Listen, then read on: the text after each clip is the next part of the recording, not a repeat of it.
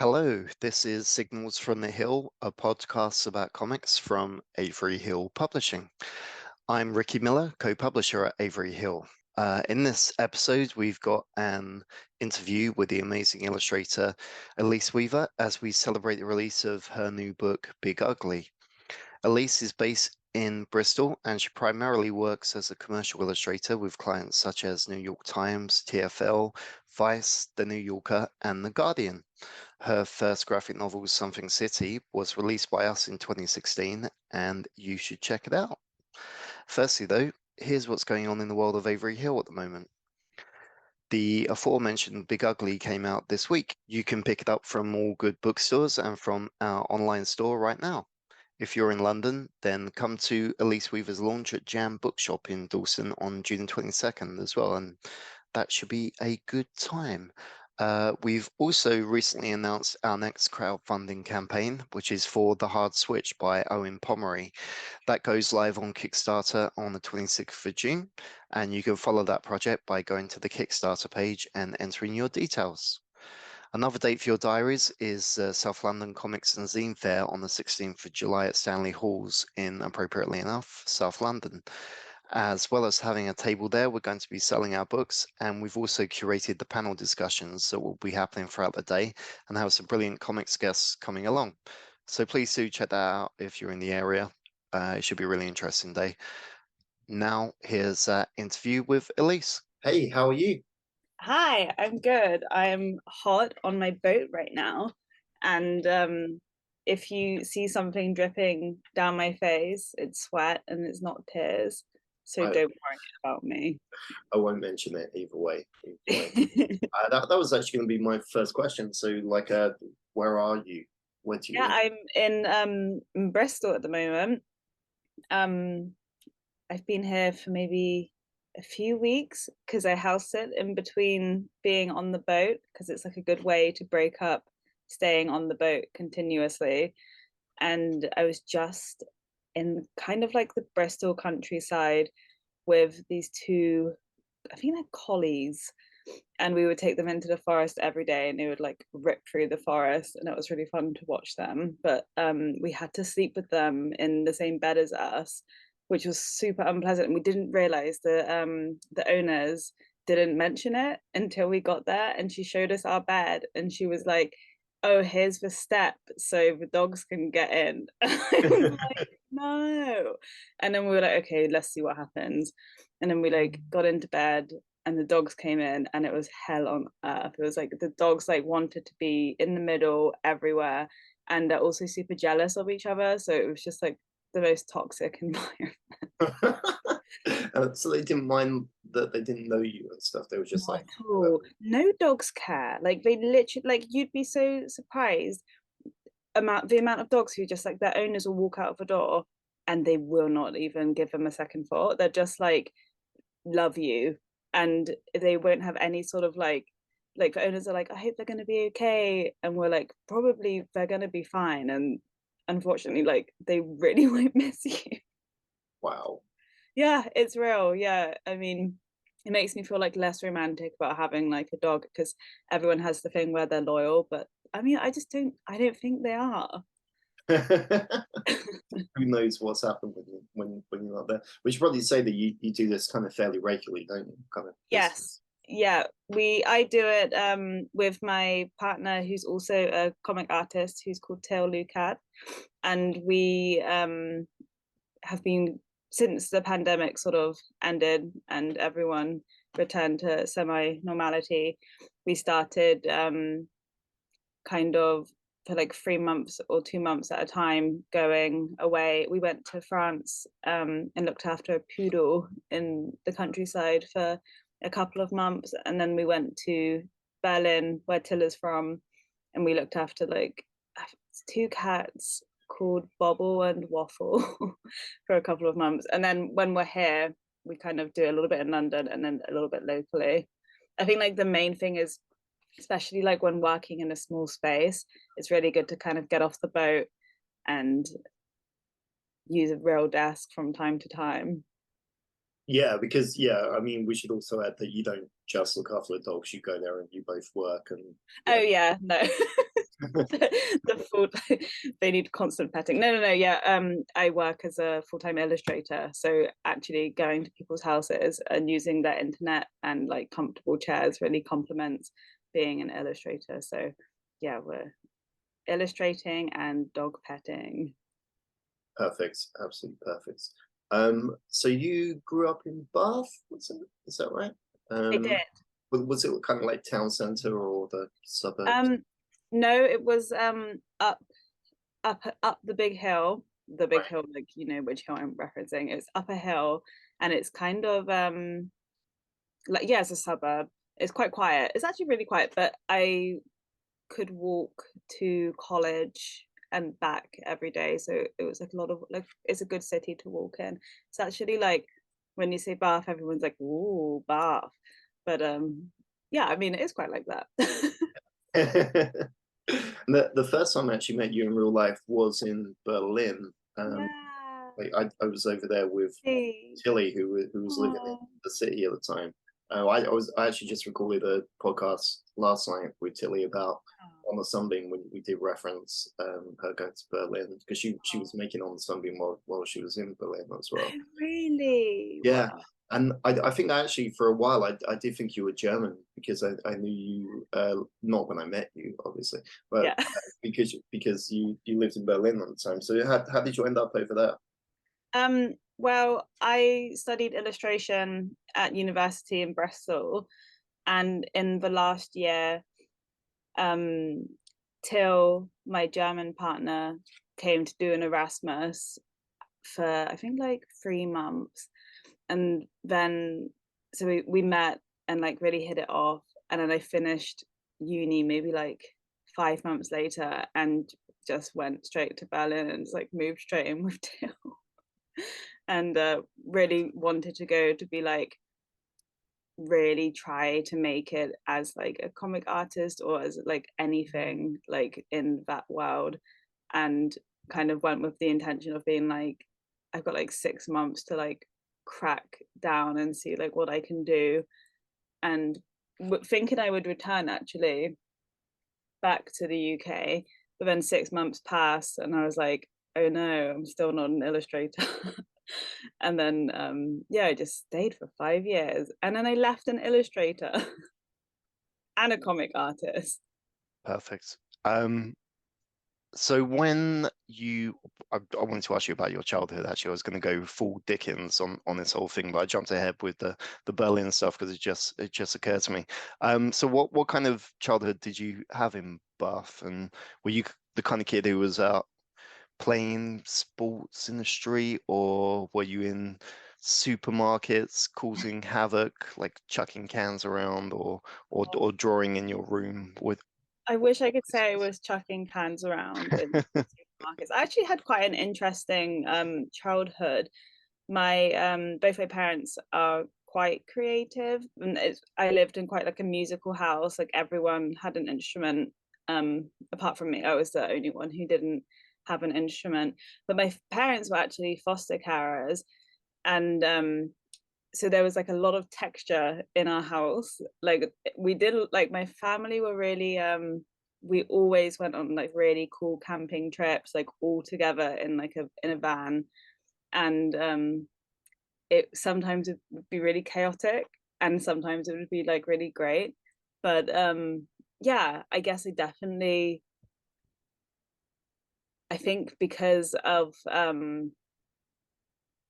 I think because of the children who would live with us, like there was always like a certain extent of like a little bit of chaos going around, and I think yeah, we although we had fun and it was a very nurturing time, I think me and my brother definitely grew up a little bit fast in that environment. But I think that's probably I think it's normal. And when did you first realize you were good at drawing? Were you drawing at home, or was it at school? I actually like I know I drew at home a little bit and I drew at school and enjoyed it. But like there was never this moment where like I don't know, teachers or parents or like friends would be like, wow, like you should like be an artist or whatever. It was really like a lot later that happened. But I was thinking about it, and what I remember being a kid and always being really into like world building, and like all of the play that I would do with my friends would all be like very centered around like kind of building this world and like hopping in it and like being like, I don't know, a certain character or whatever. I have this like memory of being in the bathtub with like a toothbrush and a flannel and giving them like characters and like having them like in this role play. I just like really enjoyed role plays. I think like a lot of children do, but I remember it would kind of leak into like a lot of the things. And then as I got a bit older, I discovered The Sims, and I was like, wow, this is like world building on a screen. And I would just like come home from school and just Sims 2 the whole evening away. What kind of worlds? Was it like fantasy or sci-fi or just kind of normal? Mums and dads. Wow, okay. Like, or like I'm a babysitter and like you're a hairdresser. Like it's so funny to reflect on like because all of my like child friends were like girls, and like the roles we would just be like assigning ourselves. I'd be like, hi guys, I'm pregnant now and you're a hairdresser. Let's go to the shop, and you're like, wait, that's gonna come. Don't do it now. But yeah, I found it's like if I think about if my parents would overhear, what they'd be like, what is going on? I that did sidetrack me because I was kind of thinking that the kind of worlds that you build now are not kind of fantasy and sci-fi ones. So okay, I'm back on track with that. That makes sense that you would be kind of deeply normal stuff, but I imagine kind of weird at the same time. Yeah. Because I think your sensibility is always kind of interesting anyway, the way you kind of look at things and approach stuff. So I can imagine that even as a child that was probably happening then. Do you read comics as a kid as well, or? I didn't at all. I read a lot of Jacqueline Wilson. I don't know if you love her No. or know her. I guess she's like a writer for young adults. No, I didn't read comics until I was at university. I came to comics so late. It wasn't even on my radar. If you would have said comics, I would have been like the Beano. I mean, it's a good one. Yeah. So what was the first, when you came to a uni, what was the first comic that you can remember kind of reading and thinking, I like this? Okay, I think I'll have to go with Joe Matt, The Poor Bastard, which doesn't feel like a natural choice for me now. Because I mean, like I do, like if I reread the content, I'm like a little bit like, okay, I feel a little bit cringed. But like back then, I was like, I think I really liked the self-deprecating nature of it, and it was kind of like an art form where someone could say like, be like honest about their flaws and kind of present it in this funny, wry way. And whilst I was at university, I guess like I had this thing where I was like, I could kind of do that. Like I also have these kinds of stories. I mean, not like Joe Matt stories, but my kind of Joe Matt stories. So I would read that and be like, wow, like people can do this. You can do this. Did you make also bio at uni and stuff? Really? I did. I'd love to read your also bio stuff. Oh my god, I will have to pull it out and yeah, definitely. Some of it's like very strange, and some of it's no, a lot of it's very strange. I used to draw fingers like extremely long and like all stuck together. I think the first I did a lot of biographical comics, and the first one, or one of the first ones which like kind of stuck to my brain, was when I was at university. I lived by myself, and I kind of just come out of a relationship and was feeling like sensitive, and I was young, and I had a no pets apartment, which I think is like everyone pretty much had it at university. And I was like, I need a bunny. and it was like a super impulsive decision. I got up and I was like, I'm getting one, I need one. And my parents were like, you really should think about it, they lived like a really long time. And I was like, it's exactly what I need though. It's like the thing that's going to like get me on track on the course, like I'm gonna feel good. So I went out and got this rabbit, and I became like, within 2 days, like so attached to it. I was like, I love you. And then I got home one night and she was like having an aneurysm, and I was like, wow, why? And I remember being like obviously really upset, and I was like calling my mom like, what's happening to Matilda? Like, and she died. And I know it's really sad, but and I felt really sad about it. But then a year later, I kind of like saw like the kind of tragic funniness of the story, and it fitted really well into like what kind of, I don't know, I was like, this is exactly the kind of story I want to tell right now. So yeah, that was the first one. I want to read a comic called I Need a Bunny by you. There's a Pet Shop Boys song called I Want a Dog, which I love, and I feel like it would be along the same kind of lines, just a requirement for a bunny. Yeah. I think I need these also bio comics. And so now, in terms of comics that you read, which comics and comic creators you love still? Which ones have like kind of really spoken to you? I love Eleanor Davis. Mm-hmm. I love Tommy Parrish. Yeah. Have you read the new one? As I was writing Big Ugly, I stopped reading comics. I think a lot of creators do that. Yeah. And so it's on my shelf and I'm gonna dive into it really soon. But I like, have you read it? No, I flicked through it. I'm just so like I'm so far behind. You can imagine my to read pile. It's disgusting. Yeah. So I haven't got it yet. Cool. Yeah. When I when I went to Berlin for the first time, I was introduced to Uli Lust's work. She's an Austrian comic artist, and she made this amazing book, and I always butcher the name. It's called The First Day of... No, it's not. It's called This is the First Day of the Rest of Your Life. Wait, what? No. You know what? It's because, what is that comic that's called the rest of the end of the fucking world? Right. Yes. It's not that comic. No, Wait, that's by a different person. I know, it's the wording. Today is the last day of the rest of your life. Yes, thank you. I've read that too. It's very, very good.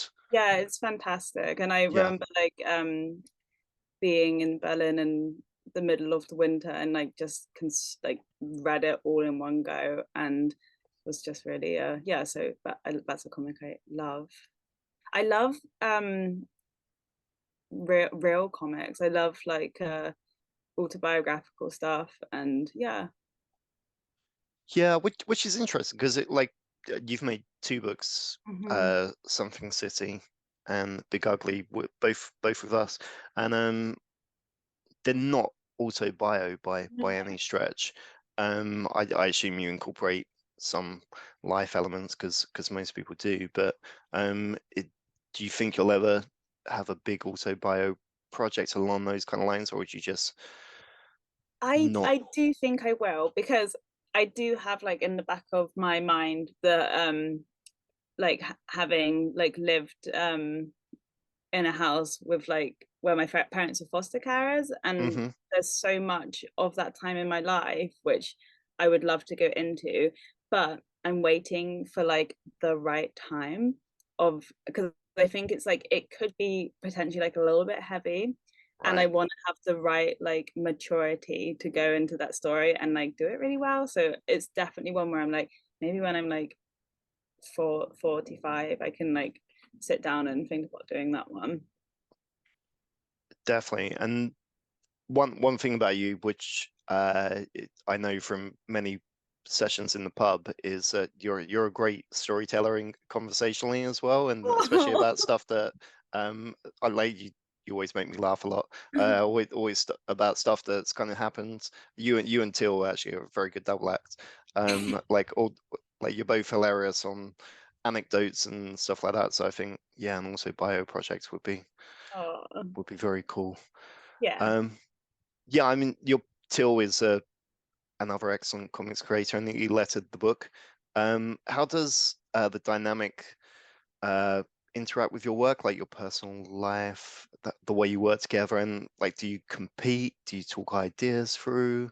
I can't imagine you compete, but do you critique each other? Like it's just all merged into like one Yeah. thing. Like we work in the same space, we talk ideas out. I think like every single project, whether it's mine or his, has a little bit of each other in whatever they're doing, whether like Till's like looking over like the story, or I'm like looking over his colors, and we're like storyboard together. We're like we really like, I think the thing is so much lighter because of it. Like I think it can feel, and I know I've spoken to comic like creators or artists in general, who like the burden of the responsibility of like ideas and like not having like anyone to bounce off of. It's like it's a heavy like kind of like it's hard to do it by yourself. And we like completely do these things together. And I think like we definitely don't compete. And I think it may be in the beginning, because like we met like maybe like 9 years ago now, so we were like a lot younger back then. And I guess there was an element of like kind of like, I remember in the beginning, like I always really wanted to impress Till. Like I wanted to be in Off Life, like, which was like this small press free comics newspaper that they print. Is it London, or I don't know. I know it circulated in Bristol, and yeah, I used to go from Gosh and places like that. yeah, Definitely, yeah. and I was like, Till will be so impressed with me if I get into Off Life, and then I did, and then I was like, look at me now. Was he impressed? Yeah. But yeah, now like I don't, the kind of like competitive nature just like isn't there, because I think we work so closely together, and we're kind of live together, and it's like my wins are his wins, and his losses I feel them, and he feels my losses. And like I think it would just not make very much sense to compete against that at all. But no, it's a great, like I love collaborative work, and I don't like get to do much of it as like an illustrator. And having someone who's doing the same thing is just, it's like a healthy work balance. Cool. So tell us about Big Ugly. I'm going to put the onus on you to tell us about it rather than me do it. But it's funny because like I love how you guys describe it. Like if I'm like, okay, what is Big Ugly about? I like think, okay, what did they say it's about? It follows the story. Oh no, I'm saying what you have said. I'm like, it follows the story of Matt and Mel. Mel's life is no, okay. It's about a brother and sister. One has recently had a breakup and moves in with the sister Mel, and they kind of navigate that part of his life, and they both kind of are a little like they're stuck, and in ways they kind of hold each other back unintentionally. I think like I wanted to explore how like even relationships that are like full of like lots of love, like a sibling relationship, can also be like a harmful relationship without even realizing it. So and yeah, and I think like a big theme of it for me was also like codependency, which I'm always interested in, like kind like and the setting of boundaries, which I've always been quite like, I've always been really aware of like boundaries in my life, and I'm like have always been quite like bad at setting them, and kind of so I reflected that into the characters. I was like, these characters have no boundaries, and yeah, so that was fun to kind of put into it. Yeah. When I read the final draft of it, I emailed Kat and Gina, who do our marketing, and said that this is one of my favorite books that we've ever done. It absolutely is. Like, I love it so much. And it's I mean, obviously your art is astonishing, but the writing I just find so good. Do you do any other kind of creative writing as well? No, I don't. I feel like conversations with friends, or like conversations in general, I'm like really, because I like to write like in a conversational format. I love like creators who kind of use this like ethereal voice to like guide you through. But I always like find it easier to kind of move the story along in like pure conversational tones. So I guess like if I'm having a conversation and with someone and they're quite like dynamic, like it will like stick in my brain, and then I'll kind of be like, how are those people like talking together? Absolutely. And from an illustration point of view, what is your kind of training and in terms of illustration? Well, I went to university for 3 years. The course was illustration. It wasn't like massively like about drawing. Like you'd get quite an abstract project and you could like go away and really do whatever you want. Like we had this student in the class who like just wanted to, I think, probably be on a music course, and the teacher would set like a narrative module, and then he'd put his hand up and he'd be like, can I make a song for that? And they'd be like, yes. And it was like, you're in the wrong room. So like it was like a huge mix. So like we didn't get like trained to do drawing. There was like a big sense of like narrative was a big focus. A lot of the tutors were quite passionate about like narrative projects, and we had a few narrative modules which ran through. It was great, but I feel like it was after university when I moved to Berlin and really decided that I was going to really push myself. That's like kind of when all of the lessons I learned at uni kind of all came together. And I had the most discipline in that time, because I had discipline at university, but actually having left, it just like I had like so much discipline, like a little, like in retrospect, maybe like a little bit too much. Like I would always just kind of say no to things and stay home and draw. And until was also the same, we'd both be like, this is the most important thing, and we would just like dedicate just hours and hours and hours and hours of the day drawing. So I think like a lot of the kind of more like traditional like illustration skill building came from that time, and also being really interested in German illustrators and like loving the like flat perspectives, which I always like thought of as like very like German from going there, and like kind of seeing the artists like Henning Wagenbreit and Sophia Martinek, who just like would use like these very flat backgrounds but like stuff so much detail into them that it would like work really dynamically. And what was the kind of aim in terms of what you wanted to do with your illustration? Did you want to do commercial illustration or editorial or picture books or I didn't think, I really like, I often think about like what was I going to do, but I think I just went to university because I was like, this is what like people do now. And then I wanted to do something creative, so I really just oh no, someone one day said to me, I was like wearing this top with like a big bow on the front, and they were like, you look like an illustrator. And I was like, well, send me to uni. And yeah, so what was the question? So yeah, so what do you actually want to do as a career? Oh yeah, no, I yeah. didn't think about it. So Yeah. that was the point. I went into it without thinking about it. And then I came out of it just wanting to do anything that wasn't like having to go into like something I didn't want to do.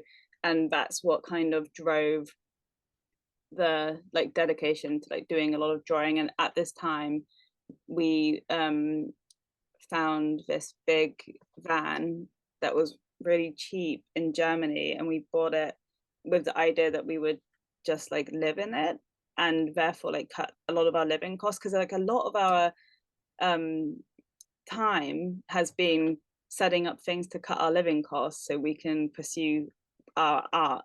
And we did do that. We didn't like have to pay rent, which is like super privileged and really like lucky. And I mean like, and that is probably one of the only reasons why we could sit for like 10 hours a day or 11 hours a day and do the stuff, because like we kind of decided to go that route. But yeah. And now you get quite a lot of illustration work, and I guess comics are like a side project essentially. Do you see yourself as a commercial illustrator, or comics are kind of storytelling like a side thing, or is it all? I do see it as that split. Like I went at the last year of uni, going like out of uni, like I was really focused. I was like, I want to be like a comic artist, I want to be like a zine person. And that's like, I felt like very like that's uncompromising on that. Like I'd be like, I didn't want to be an illustrator. And then like Reality. yeah, the reality. And I was like, oh, I best get moving now. But after reality hit, sweet reality, I started doing Harry Potter portraits. I don't know if I told you that. Did I ever tell you that? Don't think so.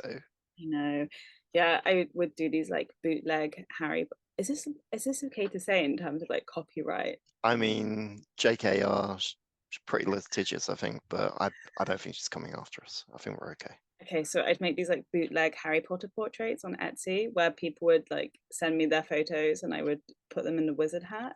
And oh my God. And the artwork looked like, you know, these like WikiHow, like yeah, how to make a cake sort of thing. Like that is what it looked like. And that's how I would make money. How much were you charging for each one? Maybe in the beginning like £50. Wow, that's quite a lot. I know, but no, then in the end I was charging like £80. Yeah, I feel like that kind of thing, the more you charge, the more people might want one. I know, but if it's a tenner, I don't think anyone's going for it, but yeah. But yeah, so I was doing that to like pay for my health insurance and to like do all my living costs. And it all came to an end when I kind of took it too far, and I wanted to make a like Hogwarts acceptance letter to go out with the portrait. And I got like the stamp and everything, and I like printed it out, and we like risographed it on Tills Riso, so it had like 1,000. And then I put them up, and then I got caught on the stamp. And then they were like, you got to take them all down. And I was like, no. It's you flew too close to the sun. I know. You went too far. I know. But luckily, that's when my illustration career started kicking in. Yeah, that wasn't your illustration career that I was referring to. But it was really unfortunate because I loved the Harry Potter portrait. So that was last week. Now I wish it was. So, and what is like? I mean, you've had some amazing clients for your illustration work, and I assume you're very in demand. I don't know too much about that stuff, but what would be like a dream illustration job for you? Oh, one that's ongoing. Yeah, is the hustling is that a big deal? It's not. It is sometimes, and I think it's like quite on like illustrators' psyche at the moment. I mean, like there's a lot of talk about like just generally like being in a little bit of a like quieter time across. I mean, I've been pretty lucky in the last few years. Like instead of when COVID hit, my stuff kind of took off instead of dipped off. So I kind of had this like good break around this COVID time. But I think like this year's definitely been like there's more hustling this year than there was in the previous years. But also in terms of I feel like every illustrator says this, so I'm gonna say it's also what I would like to do, like a shop front with like little cutout things, bits that dangle, packaging, like something fun, something summery. Like that's the thing, like with the illustration, like I love doing like quite like light-hearted stuff, and then with the comics I really I like to go more like gritty, and I think it's like I feel like a business person when I'm an illustrator, and I feel like an artist when I'm doing the comics. Mm-hmm. And I think that's just like the split. And I think every time I do something in the comics, I always like feel like the most like an artist, and which I love that I can like hop back into that and also get back out when I'm like, yeah, screw comics for a little bit, because everyone gets like that with comics. Like for like a couple of like I think for like a couple of years I was like, I'm not going to make a comic again, also because I was doing the illustration and that takes time to grow, but then it sneaks back up on you.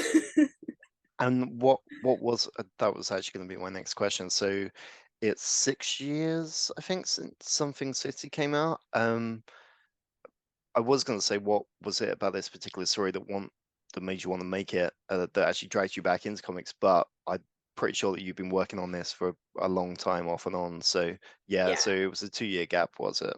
Yeah, And was it a 2-year gap? Because I guess something like that. yeah, I Like, feel like I read somewhere you said it was like 2018 or something like that. You started yeah, working on it, and then I do remember chatting about this with you a long time ago. But what was it about this book that dragged you back into the world of I comics? I really wanted to make something, well, with Something City, that was like a real like fun project to make. And I think because of the style of like having the short stories, like you could like dip in, or you can dip in them and you can dip out of them, sort of like with illustration, like you can kind of like hop in and hop out, and it's not like this like long process. But I wanted to make something that was like a bit longer, that had one story where I could just like go into, because I love characters and I love loving characters. And that sounded not cool. um like like, when you see a character and you just love them. I love it. You love that part of it. Yeah, Absolutely. so the idea of like having my own characters who kind of, I just liked that process of kind of building them and knowing them. Do you love these characters in this book? um I'm it's not saying funny you because shouldn't. that's like what if I do? It's funny because I think they have like both quite like unlikable traits, Hmm, but like everyone does, right? not me. No? Okay. Well, you're exempt, but no, I felt like I kind of, yeah, I felt for them. And I think like, not like, it's not an autobiographical story, it's just not, but dynamics of relationships with my own siblings, I definitely plugged them a little bit out of that. And it no mean like nothing happened from what Hmm. happened in the comic, but the dynamic and of like me and my brother, like it's just yeah, I definitely took some stuff out of there. Yeah, I mean, I'm being flippant because like as soon as you read the flashback sequences, there's no way you can't. Your heart doesn't go out to these characters. It's like, yeah, I love them because of that flashback sequence, and and I think that's particularly well done in the sense that you kind of show these characters as they are now, and we don't particularly get under their skins until that point, and then the kind of rug's pulled, and you're like we kind of know they've had this kind of Yeah, troubled childhood and these issues and stuff, and then the flashback when it comes along, your heart suddenly breaks a little bit for them. yeah. Oh, It kind of I read the book recently by Jason, and it did remind me of that, especially as a dad now. Anything with little kids, it just kind of destroys me. So have you read? Okay, have you read the Building Stories by Chris Ware? I've got Building Stories by Chris Ware. Okay. I've opened the box a couple of times. And smelled it. Okay, as a like you're like, it's got there's such, because obviously there's so many different formats, and there's this tiny format, and the story jumps in and jumps out of like the life of a person, and then they have a child, and in this tiny little, sorry, a boat just drove past really fast. In the sequence, they send the child to school and then pick her up, and then they realize that like she's having like a really hard time at school, and then like it's peppered with like anecdotes where like, I don't know, she's like, "Mommy, why is puddle so wet?" And you're just like, oh, it's so sad. I can't deal with anything like that anymore. Literally anything. Explain human design coaching, because this is like an element of the book, and that one of the characters is super into it, and it kind of bleeds into the other characters a little bit, and it was a new one on me. So oh really? That's funny. yeah. Because, I kind of came up with the story arc in lockdown when I was kind of getting more into wellness podcasts. I think I got a little bit more into like the wellness stuff like over lockdown, and I listened to this podcast about like human design, and I have this thing where I find it really hard to like recall something that isn't. So I've got it on the screen. I'm gonna quickly read you the synopsis. Okay.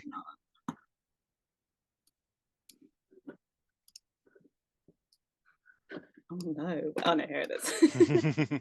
Okay.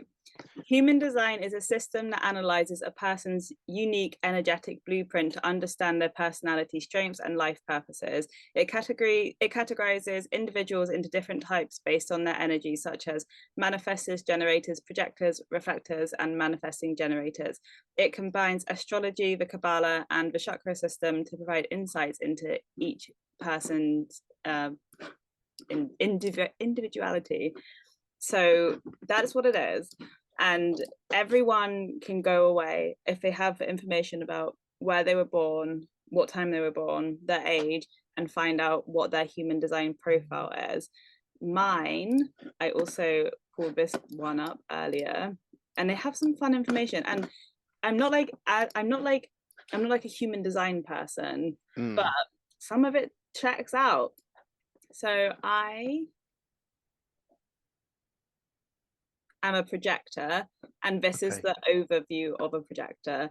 The seer, people who can see a better, more efficient or upgraded approach to a specific thing and are here to share that thing with others. And like I do relate to that, because I always like want to like if it's like even like washing up, like I want to do efficient things, and I can't help but like be like, if like I have to always catch myself, because with my friends, I'm like, I need to not give too much advice.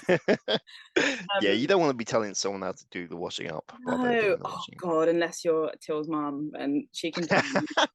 She taught me how to wipe down a counter last time I was in Germany, and I was like, oh, no. It says my digestion, the best time is for me daytime eating in direct sunlight. Right. And environment, caves, places where you can choose who you're around, such as your home or social setting. You're best off in the cave. It's like, now I know what's wrong. I need some more caves. But I love the thing of human design as a tool to share with the audience what kind of people my characters were, because everyone in the like Mel did the human design chart somewhere, Matt had done it, and Jill, she was the one who introduced it. So, and it's a way, it was like a nice way to be like, this is what these people are like. And if you kind of say like, I'm a projector, and then there's like this, it's like it's a big stand for kind of the goings on inside. So I thought it was like a nice tool to kind of introduce that. It is. It's really good. Yeah. And so what is in your comics future? Are you working on anything? Have you got ideas kicking around, or are you like, I'm never making another comic again? Oh, I love making comics. Like if I no, never, never. Like I'm never gonna I'm never gonna say I'm never gonna make a comic ever again. Okay. Yes, I have an idea and it's really loose and it's actually a collaboration, and me and Till want to do it together. We want to like draw the whole thing together Okay. and work on the story together and like kind of share like the panels and make it like quite a long book, because you'll be sharing the burden, and make kind of like Till's drawings like have like a really like kind of honest sensibility. I think he's really good at bringing like when he draws you believe the environment, and when I draw I can draw like very like dynamic like interesting things which maybe like aren't as believable, and I think the combination would be quite interesting. And we both got into weightlifting in the last year, and we want to do a story about like like two guys like a male friendship of these two characters who want to go into like a contest prep, because in the bodybuilding world, which isn't my world, I'm not in this, but there is a world in that world where they do these crazy competitions where they kind of, there's like phases to it. They do like a bulk, and that's where you like build your muscles and you like eat a bunch, and then they do like a cut, and then they do like another bulk, and then they do a cut, and then they like cover themselves in tan and oil and stand on a stage and then get like given like an award if you win.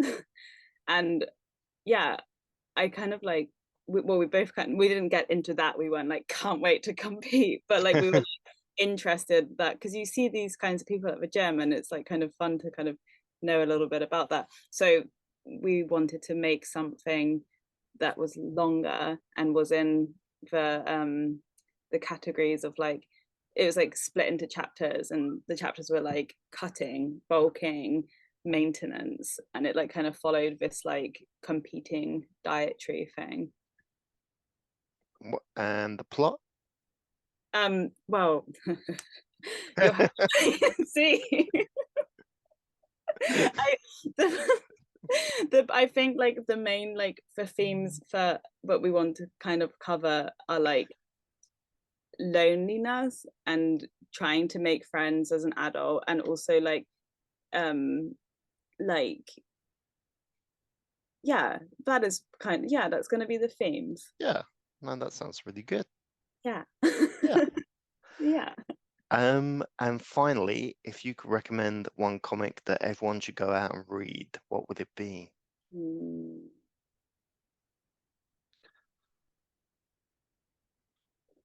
Am I like just trying to get brownie points if I say Alison? You can say Alison if that's the one you want. I would say Alison. By Lizzie Stewart. I absolutely loved that book, and It's a great book.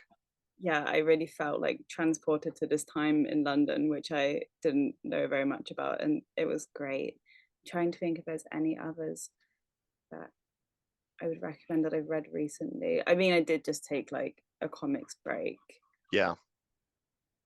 I think Alison's a perfect choice. Let's leave it at Alison. Okay. You can email in afterwards if you change your mind. Okay, yeah, that would be good. We'll just switch the word out. Sorry, Lizzie. Not sorry. Cool. Thank you very much. And yeah, it was lovely to speak to you as ever. Yeah.